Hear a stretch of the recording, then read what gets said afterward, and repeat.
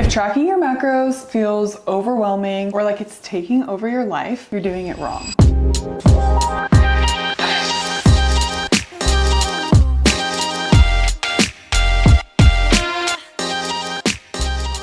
My name is Maddie Bunker. I am an ex-athlete turned online health and fitness coach. I've helped over 500 ex-athletes lose body fat without restricting their favorite foods and being miserable. And I help women get leaner, stronger, and actually enjoy their lives. If you want to eat more and still lose fat, make sure to hit subscribe, because today I'm breaking down exactly how to track your macros without being miserable. And stick around until the end, because I'm going to show you the #1 mistake that people make that completely ruins their progress. So why does tracking macros even work, and what are macros?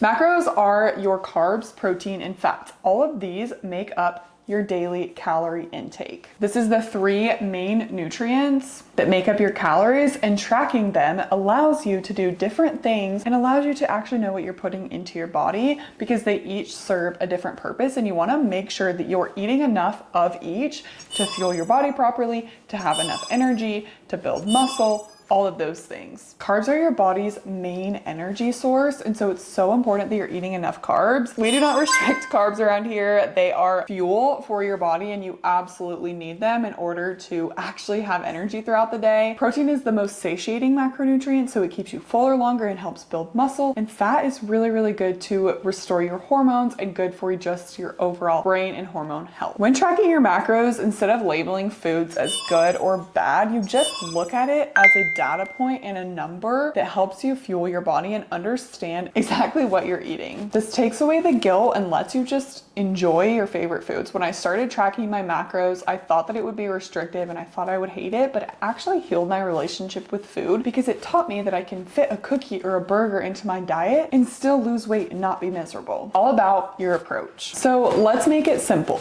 #1, start with your protein. This is going to be key to keep you fuller longer, to help you build muscle. It's just the queen macronutrient, okay? So first you want to hit your protein goal. Aim for 1 gram of protein per pound of body weight. This is so incredibly important that you're eating enough protein to build muscle and to actually fuel your body properly, or else you're just gonna look skinny fat. Step #2, after you're really consistent with tracking your protein, add in your carbs and fats and track your overall calorie intake. But without overwhelming yourself, I would just start with tracking your protein, and then you can add those things in. And honestly, majority of our clients only track their calories and their protein because that's what's most important. Step #2, make sure you're using a food scale. This is the only way to be precise with your tracking, because if you're tracking things like oils, dressings, nut butters, those are very high calorie. They're not bad, but if you're just guesstimating, you're probably going to underestimate and not know exactly how much you're using. You don't have to track forever. You don't have to use a food scale forever, but in order to learn what your body needs and how much you're eating, it is crucial to use a food scale. #3, use an app. I recommend using MyFitnessPal because it's super friendly. It has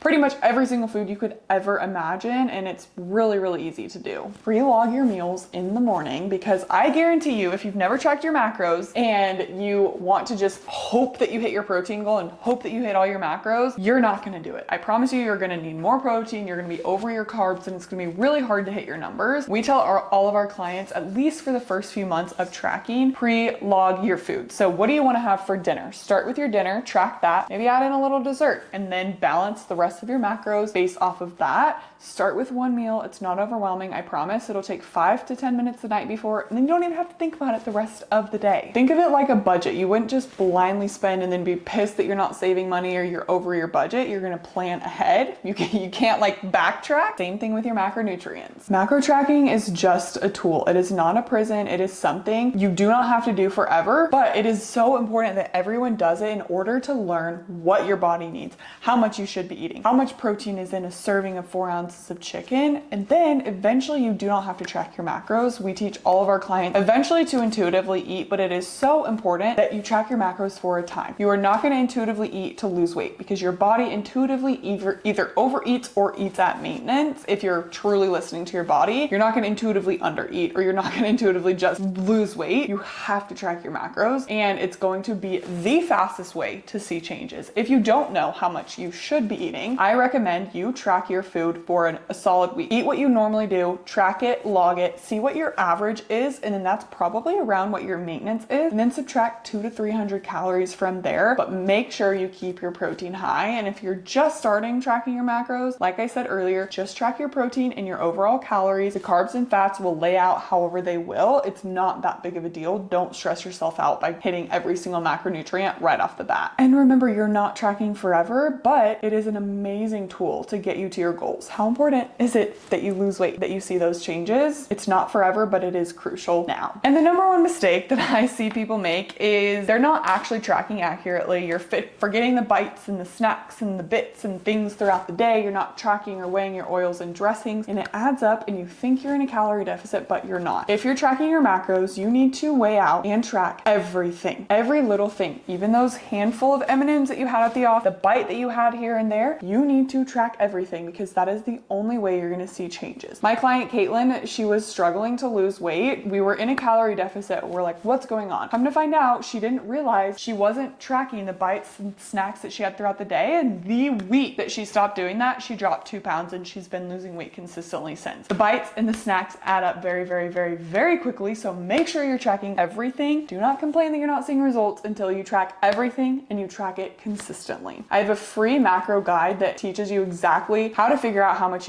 macros you should be eating. So I will link that below. I also have a recipe book that I will link below for y'all. Make sure to like and subscribe. Thank you guys so much for watching. Comment down below what video you want to see next, and we'll catch you in the next one.